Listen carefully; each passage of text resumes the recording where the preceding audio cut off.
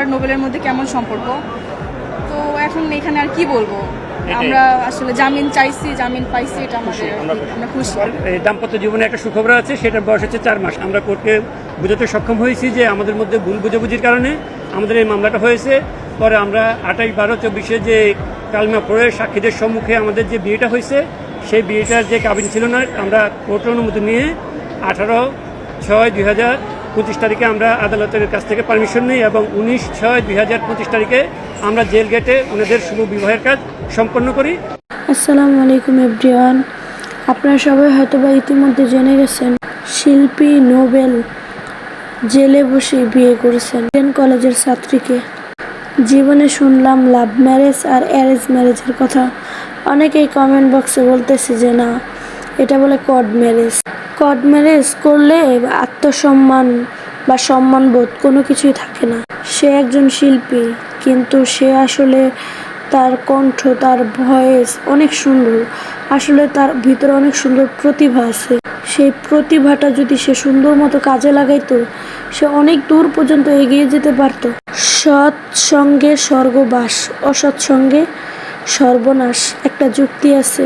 হয়তো কিছু খারাপ চক্রের মধ্যে পড়া আজকে সে নেশাগ্রস্ত হয়ে গেছে। তার জীবনে কত অকারেন্স আছে, অনেক বক্তব্যে বা অনেক যে তার ইন্টারভিউতে শোনা যায় যে সে বক্তব্য রাখে, আলোচিত মানুষের সমালোচনা হবেই, যে আলোচিত না তার সমালোচনা নাই। তো এটা সে সবাইকে বলে ধামাচাপা দেয়, কিন্তু আসলে এটা কথার যুক্তির সাথে মিলে না। কারণ আপনাদের মতো একজন শিল্পী বা আপনাদের মতো একজন কেরিয়ার সুন্দর ভবিষ্যতের একটা মানুষের এসব সাজে না। সবার সাথে সব কিছু যায় না। একটা রিক্সাওয়ালায় গাঞ্জা খাইব বইলা আপনি গাঞ্জা খাইবেন, একটা রিক্সাওয়ালা বউ পিটাবে বলে আপনি বউ পিটাবেন, এটা তো আপনার কেরিয়ারের সাথে যায় না, তাই না? প্রত্যেকটা মানুষেরই একটা পার্সোনালিটি আছে। হাই পার্সোনালিটি, মিডিল ক্লাস, একদম নিম্ন শ্রেণীর একটা ক্লাস। এখন আপনি যদি একটা ভালো ক্লাসে অবস্থান করে নিম্ন ক্লাসের নিম্ন শ্রেণীর মানুষের সাথে তুলনা দেন, যুক্তি দেন, ওটা তো খাটেন। আপনি একজন শিল্প মানুষ, আপনি একটা কনসার্টে গেলে আপনাকে দেখার জন্য হাজার হাজার যুবক যুবতীরা সিরিয়াল দিয়ে দাঁড়ায় থাকবে, তাই না?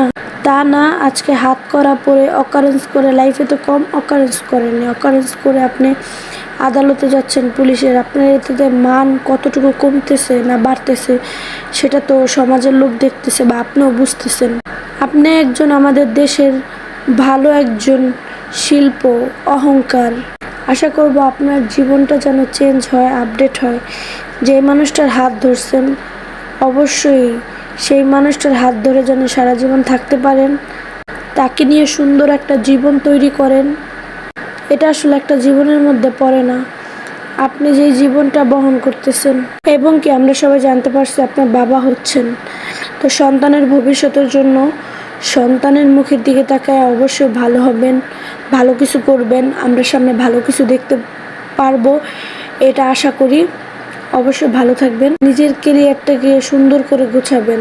আপনাকে জীবনসঙ্গী পেয়ে হয়তো বা এই আপুটা অনেক খুশি, অনেক যে স্যাটিসফাই। তার এই খুশিটাকে, তার এই মুখের হাসিটাকে ধরে রাখার চেষ্টা করবেন, নিজে অনেক সুন্দর একটা ভবিষ্যৎ গড়বেন।